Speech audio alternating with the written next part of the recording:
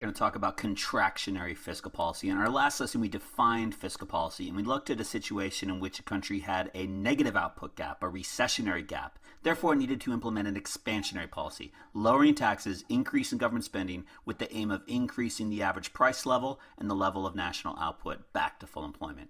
But now we're looking at a situation in which a country has an inflationary gap. Output is beyond full employment.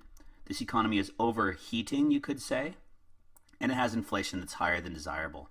Its price level, PL1, is greater than the full employment price level of PLFE. This country is overheating. What it needs is contractionary fiscal policy. So let's start by defining contractionary fiscal policy. A contractionary fiscal policy is when government policymakers reduce the level of government spending or increase the level of taxation with the aim of reducing aggregate demand, reducing national output, and bringing the inflation rate down to a lower and more stable level.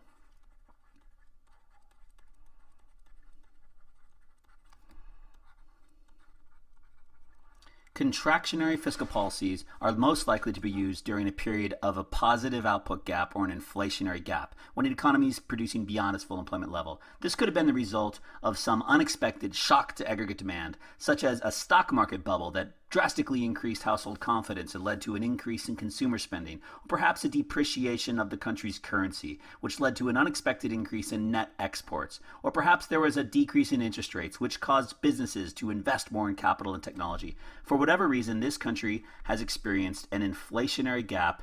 Its unemployment rate is strangely too low. It's below the natural rate. There's no slack in the labor market. There's no possible way for this economy to continue growing without inflation getting out of control. Left unchecked, as you may recall from earlier lessons, this economy would most likely enter a recession on its own, which would be accompanied by even higher inflation as wages and other resource costs rise and short-run aggregate supply shifts in, causing a recession and higher inflation in the form of cost-push inflation. That's not something the government wants, so it may choose to implement a contractionary fiscal policy instead of waiting for the economy to get back to full employment with all the negative things that could happen in the long run. So to do so, the government could raise taxes, increase the level of taxation on households and firms. Let's walk through the mechanism by which an increase in taxes would help restore full employment in this country.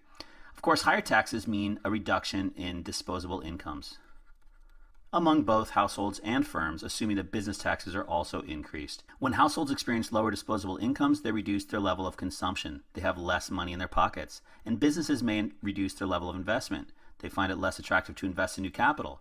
Now, both consumption and investment are components of aggregate demand, so these things are going to cause aggregate demand to decrease, which in turn causes a decrease in the price level. We'll see inflation come back down and a decrease in national output or national income, a fall in Y. So we can illustrate that on the graph in just a moment. Let's first talk about the other tool in the toolkit of fiscal policymakers in order to reduce an inflationary gap.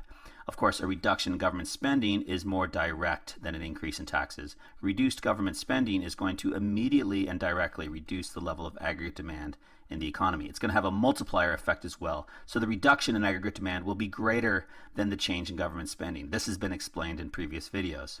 So as AD falls, we're going to see the inflation rate fall, lower price level, and the level of real GDP fall, or a decrease in national income. In this way, contractionary fiscal policy can be used to reduce the level of aggregate demand and achieve the macroeconomic objectives of lower inflation. They'll bring down the inflation rate. Full employment, we'll get back to full employment because this economy was producing beyond full employment, which sounds great, but it's not because it leads to cost push inflation. And stable economic growth. The growth that the economy was experiencing as it went from YFE to Y1 was only short term. This was short run. We've talked about short run growth versus long run growth. This is not sustainable. Y1 is unsustainable. Reducing aggregate demand through contractionary fiscal policies can help achieve a more sustainable outcome for this country, and the effect can be seen on the graph. Higher taxes and reduced government spending lead to a reduction in aggregate demand as the total expenditures in the economy fall due to lower disposable incomes or reduced spending by government, and output is restored at the full employment level. So this will lead to disinflation. probably not deflation, because at PL1, this economy had very high inflation. So the goal here is not to lower the price level, rather just to reduce the rate of inflation, bring it down to a more stable level, which is one of those macroeconomic objectives. And output has returned to full employment as well. We are now back to YFE, where the country has its natural rate of unemployment. Only this is frictional and structural. These are the quote-unquote healthy types of unemployment that a country producing at full employment will have. So we've talked about expansionary fiscal policy in our last video, and in this video we talked about contractionary fiscal policy, when a government decreases government spending or increases taxes with the goal of reducing AD, reducing real GDP, and reducing